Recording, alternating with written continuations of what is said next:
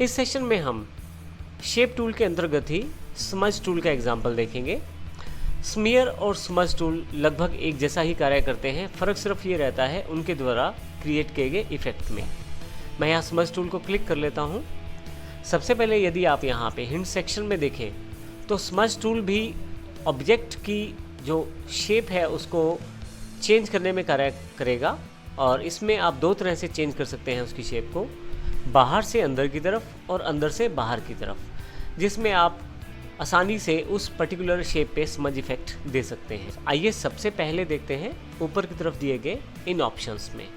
सबसे पहले आपके पास निब साइज़ है, ये ब्रश साइज़ डिफाइन करेगा स्मज टूल का। उसके पश्चात आपके पास यहाँ पे ड्राई आउट है, आप स्मज इफेक्ट को वाइडन और नैरो, बड़ा या छोटा कर सकते हैं यहाँ से। इसी के अतिरिक्त आपके पास पेन टिल्ट, अर्थात पेन की निब को एक पर्टिकुलर एंगल पर घुमा सकते हैं, वो आप एंगल यहाँ से डिफाइन कर सकते हैं। आइए देखते हैं किस प्रकार हम स्मज टूल का प्रयोग कर सकते हैं। सबसे पहले आप शेप टूल के अंतर्गत यहाँ नीचे की तरफ स्मज टूल दिया गया है, इसे सिलेक्ट कर लें। जो साइज़ आपने डिफाइन किया है निब साइज़, उसके अकॉर्डिंग आप स्मज कर सकते हैं, स्मज इफेक्ट दे सकते हैं किसी पर्टिकुलर शेप को। जैसे मेरे पास यहाँ रेक्टेंगुलर शेप है, मैं यदि बाहर से अंदर की तरफ घुमाता हूँ तो कुछ इस तरह से शेप को चेंज किया जा रहा है। मैं अंदर से बाहर की तरफ भी घुमा सकता हूँ, देखिए कुछ इस तरह से इमेज क्रिएट की जा रही है। आप यहाँ से साइज चेंज कर सकते हैं निब का, ऊपर वाले बटन से बढ़ाकर और नीचे वाले बटन से कम करके। डायरेक्टली मैं यहाँ टाइप भी कर सकता हूँ, मैं यहाँ 5 टाइप कर देता हूँ। नीचे आते ही मेरे पास निब साइज़ 5 हो जाएगा। अब यदि इस इमेज में मैं इफ़ेक्ट देना चाहता हूँ तो अब की बार मेरे पास 5 निब साइज़ रहेगा, और यदि मैं अंदर से बाहर की तरफ आता हूँ कुछ इस तरह का इफ़ेक्ट मैं क्रिएट कर सकता हूँ।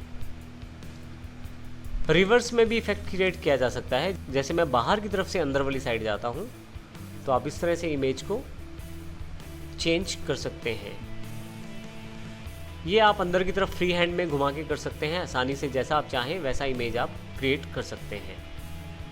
इस प्रकार हम इन ऑप्शंस को प्रयोग करते हैं स्मज टूल का प्रयोग करते हुए। स्मज टूल का प्रयोग यहाँ पे हमारे पास एक एग्जांपल और है। हमारे पास एक बैनर है, उसमें भी किया जा सकता है इफ़ेक्ट क्रिएट करने के लिए। जैसे यहाँ पे मैं कुछ 3D इफ़ेक्ट देना चाहता हूँ, ये हाथ बाहर की तरफ आए इस बैनर में से, तो सबसे पहले मैं यहाँ सेलेक्ट कर लेता हूँ अंदर वाली साइड वाले अंदर इमेज को। यहाँ देखिए 2 इमेजेस हैं, एक बाहर की तरफ है और एक अंदर की तरफ है। मैं यहाँ इस इमेज को ले लेता हूँ और यहाँ से स्मज टूल ले लेता हूँ, सेलेक्ट कर लेता हूँ। अब बाहर से अंदर से बाहर की तरफ देखिए मैं इसको घुमा रहा हूँ, तो देखने में ऐसा लग रहा है कि कुछ 3D इफेक्ट है, अर्थात हाथ जो है उस बॉक्स में से बाहर आया हुआ है कुछ इस तरह से। तो इस तरह के कुछ इफेक्ट्स आप क्रिएट कर सकते हैं इन टूल्स का प्रयोग करते हुए। कुछ इस तरह से यहाँ भी यूज़ कर लेता हूँ, मैं अंदर से बाहर की तरफ आ रहा हूँ इस वक्त में। ये देखिए आप यहाँ पे, तो यहाँ कुछ इस तरह का इफेक्ट क्रिएट हो गया है कि हाथ जो है इस पर्टिकुलर डी बॉक्स से बाहर आ रहा है। हालांकि मैंने थोड़ी सी जल्दी में किया है, परंतु यदि आप आराम से इस टूल का प्रयोग करें तो आपके पास ये इफेक्ट बिल्कुल रियल लगेगा। तो इस तरह की काफ़ी सारे ऑप्शंस को आप स्मज टूल के साथ कर सकते हैं, और इसका प्रयोग कोरल ड्रा में डिफरेंट टाइप की डिज़ाइनिंग के लिए किया जा सकता है।